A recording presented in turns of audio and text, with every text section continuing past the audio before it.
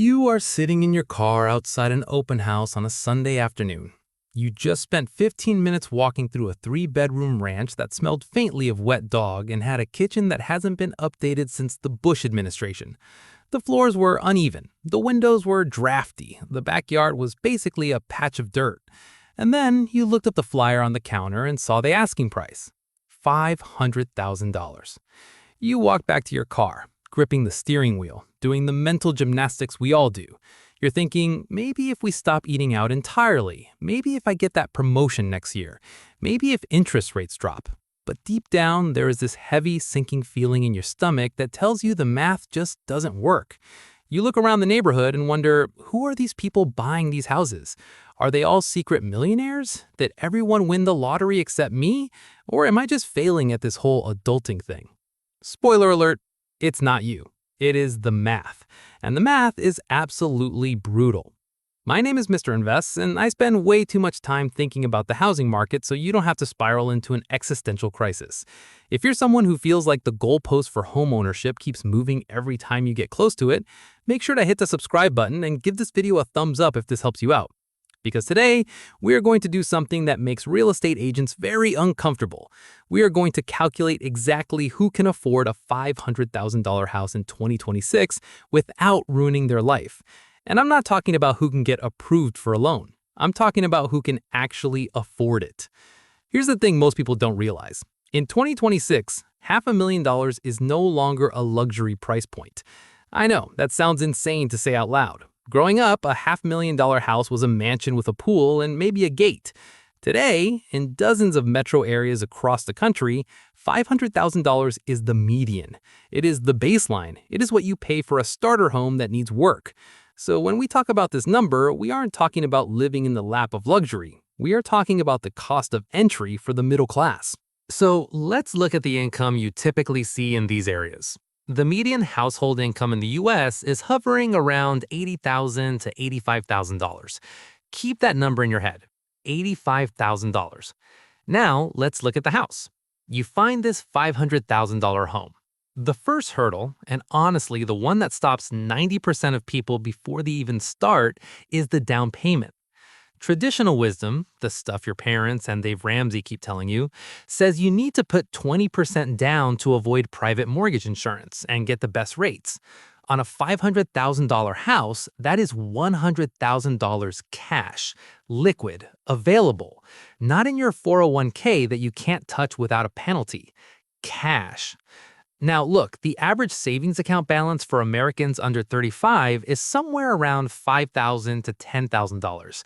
So we are asking people to save 10 times their current net worth just to get to the starting line. And the objection I always hear is, well, just save aggressively for a few years. Okay, let's play that out.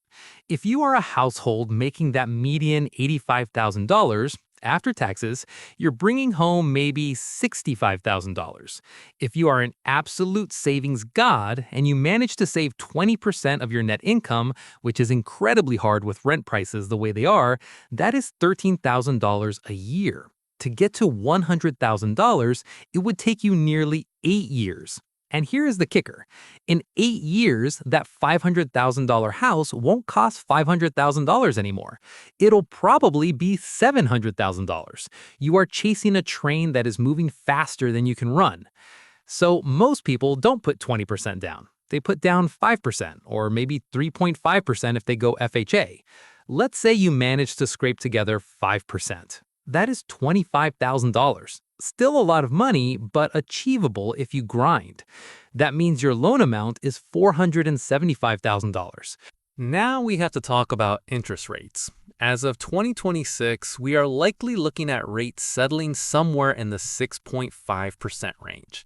It's not the 3% glory days of 2021, and it's not the 8% panic of 2023. It's just stuck. So a $475,000 loan at 6.5% interest. Let me pull up the calculator here. Your principal and interest payments alone, just to pay back the bank, is almost exactly $3,000 a month. $3,002 to be precise. But wait, we aren't done. This is where people get blindsided because you didn't put 20% down. The bank doesn't trust you. So they slap you with PMI, private mortgage insurance. That is basically a fee you pay to protect the bank in case you go broke. It adds zero value to your life. On a loan this size with a low down payment, you're looking at another $200 to $300 a month. Let's call it $250. Then you have property taxes. This varies wildly by state, but on a $500,000 asset, budgeting 1.2% is a safe national average. That is $6,000 a year, or $500 a month. And don't forget homeowners insurance, which has absolutely skyrocketed lately because of climate risks and repair costs. You are easily looking at $200 a month there. So let's stack this up. Principal and interest, $3,000. PMI, $250. Taxes, $500. Insurance, $200. We are now at $3,950 per month just to have the keys. We haven't paid for electricity, water, internet, or the inevitable broken water heater. We are hovering at $4,000 a month. Now, you might be thinking, okay, $4,000 is a lot, but if I make good money, I can swing it. And this is where the psychology trap snaps shut. Because technically, a bank might look at that $4,000 payment and approve you if you have a gross monthly income of about $9,000 or $10,000. That's a household income of roughly $120,000 a year.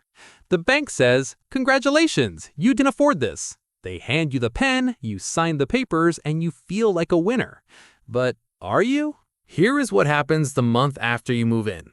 You realize that your affordability calculation was missing a massive variable. A variable that banks don't care about, but one that will keep you awake at 3 a.m. staring at your ceiling fan. That variable is maintenance. You see, when you rent, a broken dishwasher is an annoyance. When you own, a broken dishwasher is a financial emergency. The general rule of thumb, and this is a conservative rule, is that you should budget 1% of your home's value every single year for maintenance. On a $500,000 house, that is $5,000 a year. That's another $415 a month. And we haven't even talked about utilities. Heating, cooling, water, trash, sewage for a house that size. You are easily looking at another $400 a month. So let's go back to our running total. We were at $3,950.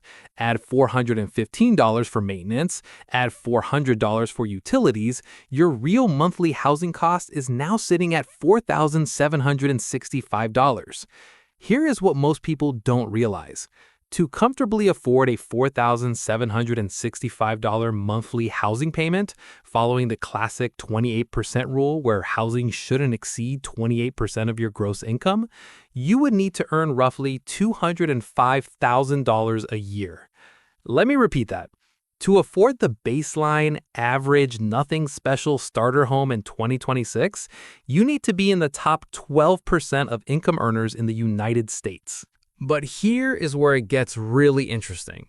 The people buying these houses aren't usually making $205,000. They're making $140,000 or $150,000. They are upper middle class professionals who think they have made it. They get approved by the bank because the bank allows a 43% or even 50% debt to income ratio. But just because the bank will let you jump off a cliff doesn't mean you should pack a parachute. Let's look at a realistic couple. Let's call them Sam and Alex. They make a combined $150,000. That sounds like a lot of money, right? After taxes and 401k, their take-home pay is about $8,500 a month. They buy the $500,000 house. Their housing cost is that $4,765 figure we calculated.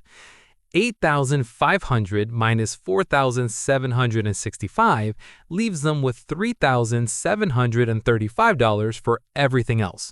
Now, throw in life. 2 car payments, because American public transit is a joke. That's $1,000. Student loans, another $600. Groceries for 2 people, $600. Health insurance premiums, $300. We are now down to $1,235. We haven't paid for gas, car insurance, cell phones, internet, clothes, or, God forbid, fun. If they have one child and need daycare, boom, they are in the red. Every single month. They are high earners, living in a nice house, driving nice cars, and they are slowly bleeding to death financially. This is what we call being house poor, and it is a psychological torture chamber. It feels like constant low-level anxiety. It's lying awake at 2 a.m. wondering if that noise the furnace just made is going to cost you your summer vacation. It's fighting with your spouse because you spend $50 too much at Target. It's earning six figures but feeling like you're broke because every dollar is spoken for before it even hits your account. Look, society tells us that renting is throwing money away. They tell you that you are paying your landlord's mortgage. And sure, that's technically true. But you know what else is throwing money away? Mortgage interest, property taxes, PMI, insurance.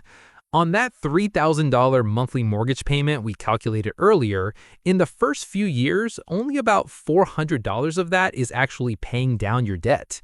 The other $2,600 is just vaporizing into the bank's profit margin. So, if you're sitting there feeling like a failure because you can't buy a home yet, I need you to hear this. You are not failing. The system has disconnected from reality.